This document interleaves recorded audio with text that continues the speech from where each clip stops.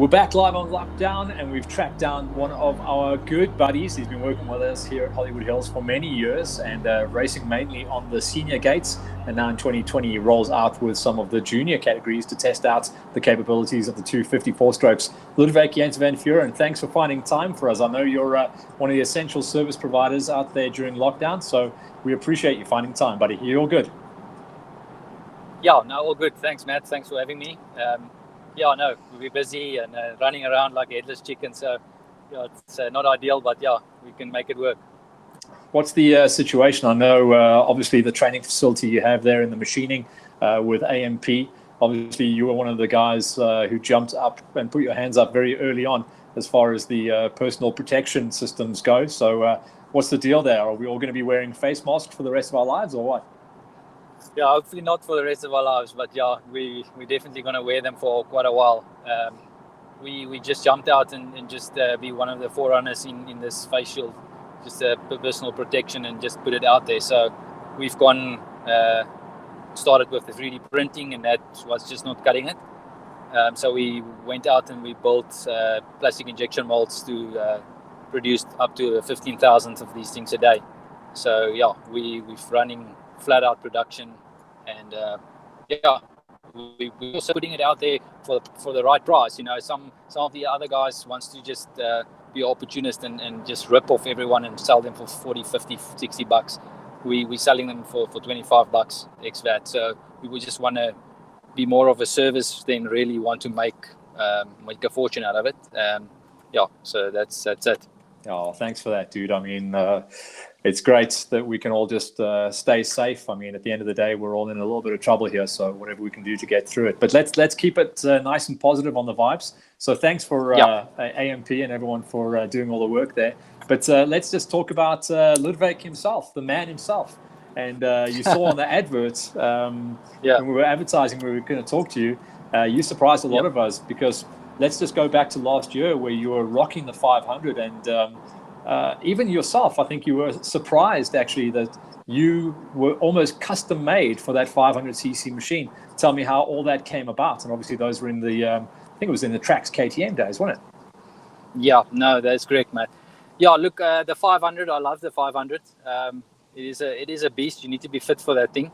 And I like the smoothness of the 500. It was good, but I was just thinking, you know, it's time for a change. I need to just sharpen up my pencil a little bit, and there's no way better doing it with racing with the lighties, you know. Those folks are mad and they're taking chances, so I just want to get myself in that category, just not lose my sharpness. You have to be a lot sharper on the 250 though.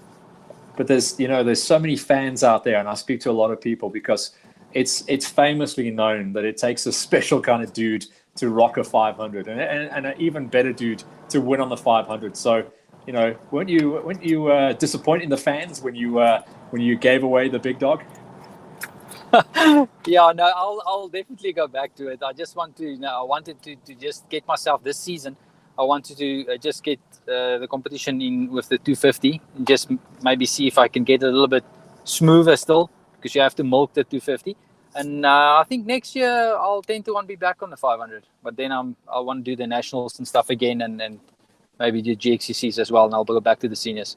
I was going to say, surely that had to be the toughest part of that transition for you. You were comfortable on the 500. I think you ran the 500 for 2 or 3 seasons on and off, with a little bit of mix-up of the adventure bikes. And it seemed like they couldn't make a bike big enough for you at one point. Yeah, no, sure. No, I love the 500. I'll definitely go back to it. You know, it suits me very well. It's also a reliable bike. The 250s, you know, you're going 14,000 RPM down the straight. You always hope and pray it doesn't break. Yeah, I've been there, brother. They're expensive to rebuild. They cost the same amount. Yeah. Doesn't matter what size the piston is. If you've got to crack that engine open, you're going to crack your wallet open.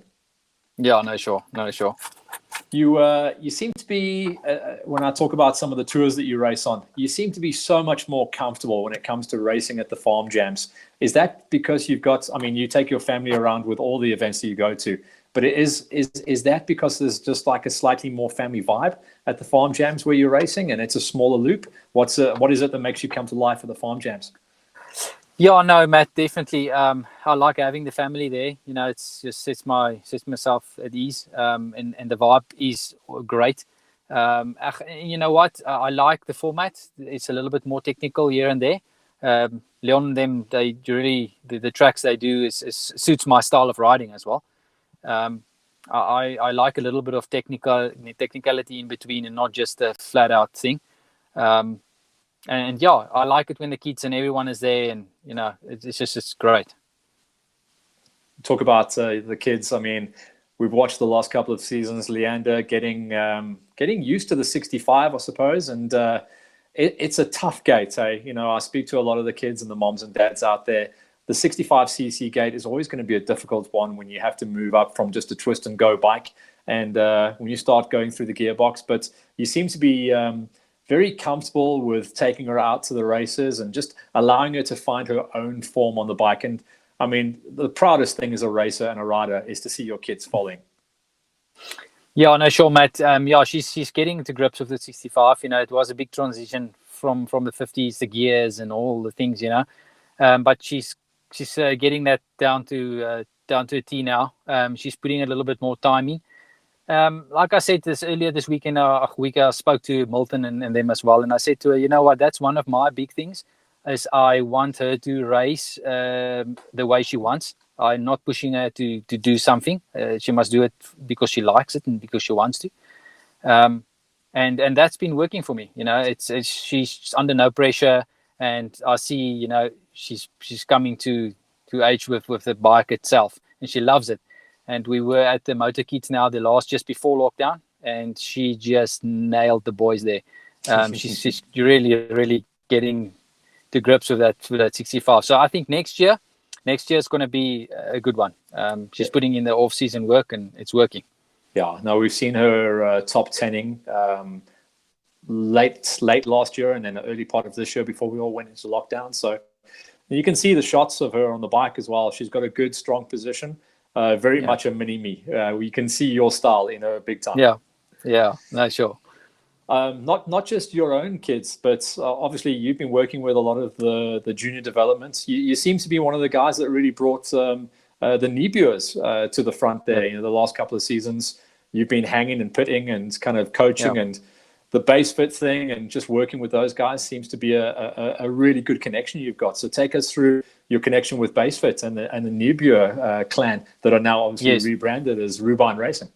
Yes. Yeah, no, sure, Matt. We are quite good friends with the Nibuurs as well. We became friends with this whole thing. They on the Basefit team as well.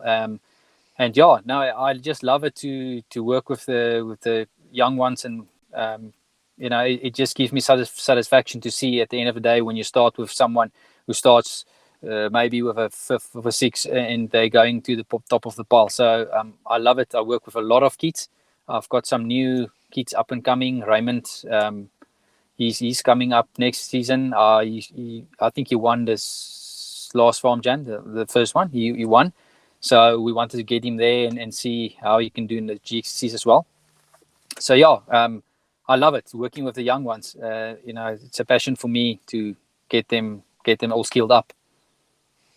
And then let's move forward to then the theme of this conversation, which is very much you going back down to the 250s. And a lot of guys were looking in the entry list going, why is he lined up in the Pro-Ams? Why not line up in the pros? And I actually didn't have the answer to that. And I actually wasn't sure if you actually had to age out in the 250s or whether you could just, tell us the reasoning behind that one.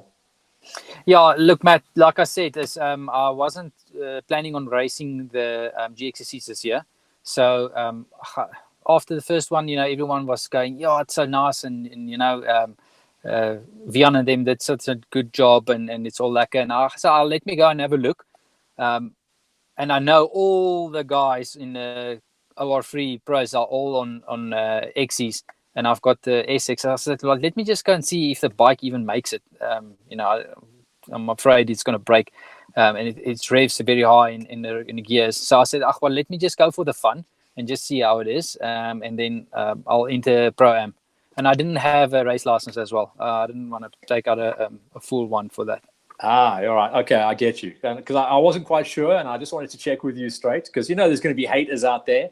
I mean, Yeah, of course. everyone's going to talk cuck at some point, Yeah, no, of course. No, I just went, and I didn't plan to take out a national license for this season. So I only had a club a license, so I couldn't. Even if I wanted to, I can't go up in the OR Free Pros.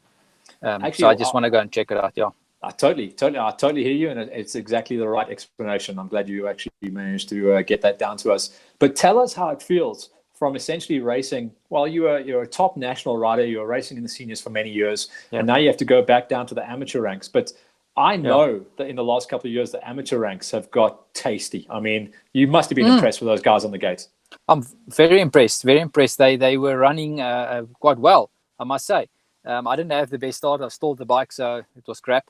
So it was right at the back. So I had to work through all the guys. And no, I must say, I rode right behind some of them, and they were not bad. I must say, for the amateur class, I was impressed. It was a good racing. I mean, I take my hat off. It just shows that our level of competition, even if it's in an amateur class, the guys are stepping up and taking it serious. It's getting better and better, and that's a good thing.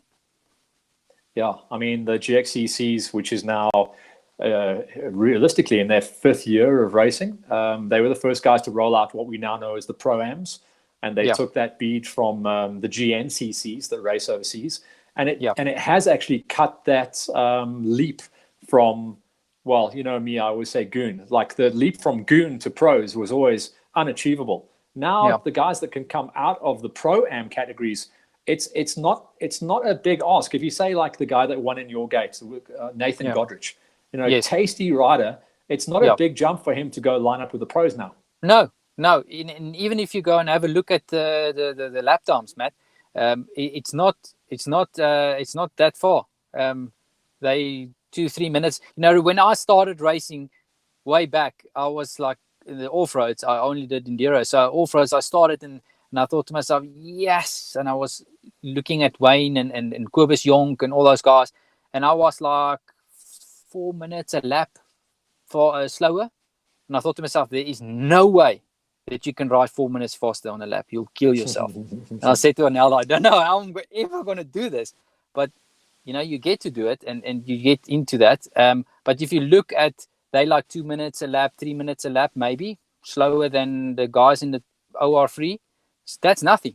So, you can close that within a season or two. It's not a problem. Yeah, I'm a big fan of the Pro-Ams at the moment. And there's so many strong riders that come out of it, which, if you took like Jean Niebuhr, for example, I mean, I just want to ask you what's happening with BaseFit. I mean, I've been chatting to Mandy, and she did the same thing as me and you. She had to do a big reaction and go online. Have you been chatting to her, and how's the feedback been happening from BaseFit online? Yeah, no, sure. We all strapped together to make this BaseFit virtual gym work. It's working beautifully. I think this might be the start of changing something. We saw that the guys are really liking this online way we do it. It's like a program running every day, the whole day, and you can actually just fall in as you go. It works beautifully. So we're still fine tuning it here and there, but I must say it's great. Everyone welcomed it with great appreciation. It's a good thing. Yeah. No, I've talked to her a lot, and it's been a good thing. I mean, it's hard to monetize, but I think as long as all of us can kind of just muscle our way through this thing, that's going to be the best situation at this stage. But I can see that you're at the office now, or at the plant, so I don't want to keep you too much longer. But as with all my guests, I just want to say thank you, and I'll hand the mic to you now. And if you want to say thanks or give a shout out to anyone while you're online, the floor is yours, Lud. Okay, no, thanks, Matt. Yeah, look, Matt, I would like to just thank, BaseFit, Mandy, and everyone for everything they're doing. And then also, my sponsors. I would like to thank Rad Miguel from Rad. He's always been there for us. He's helping me a lot with the transition now, helping me with the bikes and just being there, helping with everything. And then the guys from Liqui Moly, Yolandi and Militia and them, they've always been at my side for the past 5 years, helping me with everything. And also Mark Henderson from Henderson Racing, EVS, Just One, Saikra, Uzbe. So guys, just thanks for helping us. The races, racing is expensive, and if you've got these guys by your side, you can do it. That's absolutely spot on, Lud. Thanks again for your time, and thanks for your efforts during the lockdown. Good luck to you and the family, and to the guys at AMP for chipping in and making all those face masks for us. We appreciate it, and we'll say cheers, and we'll see you around the bend, brother. Good luck. Thanks, Matt. All the best, and thank you for the opportunity. Always. So now, Lodewyk, we wrap up shop with him, and we get ourselves ready for our next guest. That's going to be next week on the new Live on Lockdown format of Hollywood Hills. So that's going to be Monday, 2 o'clock. We're going to be once again catching up with a Pro-Am superstar in the making for sure. In the OR2 Pro-Am gate, it is going to be all about Elaine du Toit, who has gone from a weekend warrior hack to almost semi-pro under the guidance of Wayne Farmer. That's going to be next week, Monday, 2 o'clock. Elaine du Toit. Tune in.